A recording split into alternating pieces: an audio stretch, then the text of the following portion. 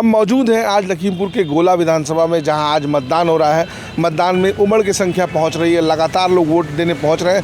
यहां पे हमारे साथ मौजूद है अपूर्व जायसवाल जी, जो एक बड़े पत्रकार हैं। देख रहे हैं कि किस तरह से क्या चल रहा है। अपूर्व जी, अभी गोला गोकर्ण का चुनाव चल रहा है, विधानसभा लगभग आधी मतदान हो चुकी है। 6 नवंबर को इसका रिजल्ट भी आने वाला है। क्या लग रहा है कि किसकी तरफ ये पल्ला जाएगा?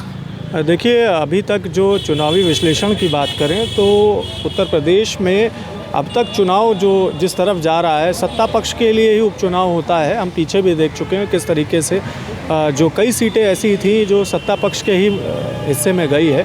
यहाँ से पहले भी अरविंद गिरी यहाँ पर विधायक रहे हैं, अब उसके बाद में अब उनका बेटा यहाँ से लड़ रहा है, तो निश्चित तौर पे तय माना जा रहा है कि ये सीट उनके लिए जीती हुई है। और जिस तरीके से अभी तक स्टार प्रचारकों द्वारा यहाँ पर आकर के प्रचार किया गया है, मुख्यमंत्री योगी आदित्यनाथ, प्रदेश अध्यक्ष और तमाम उनका जो मंत्रिमंडल है वो यहाँ पर पहले ही आ चुका है।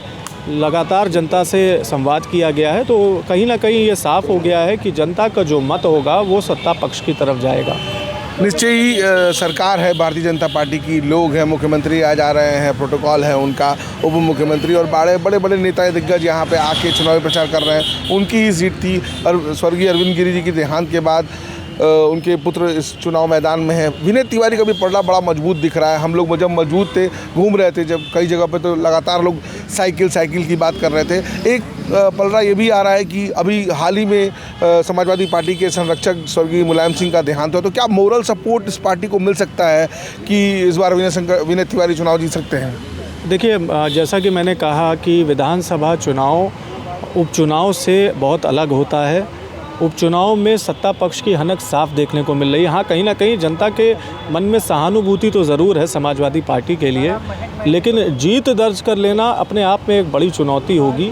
और अभी तक जो यहाँ पर लोगों का रुझान देखने को मिल रहा है, जो हम लोगों ने बात करी, लोगों से जाना है, अभी तक यहाँ पर सत्ता पक्ष की ही बात है, भारतीय जनता पार्टी का ही यहाँ पर अभी तक पल्ला भारी दिख रहा है। और सहानुभूति के जो वोट होंगे वो तो ज़रूर मिलेंगे, लेकिन शायद वो जीत की तरफ ना ले जा सके।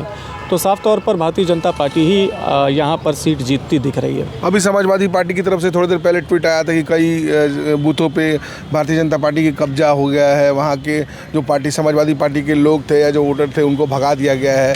इसको लेके कितनी सच्चाई है? तो भारतीय जनता पार्टी की कठपुतली बन करके प्रशासन रह गया है। जिस तरीके से अभी हम लालापुर गए थे, लालापुर में जो स्थिति आई है निकल के कि वहाँ पूरी तरीके से जो गुंडागर्दी की गई, और वहाँ पर जो समाजवादी पार्टी के एजेंट सुबह बनने के लिए गए थे, उनको विधायक जो हमारे पूर्व विधायक हैं, उनके भतीजे आशुतोष गिरी जो कि सहायक अध्यापक भी हैं, उनके द्वारा वहाँ से लोगों को भगाने का काम किया गया।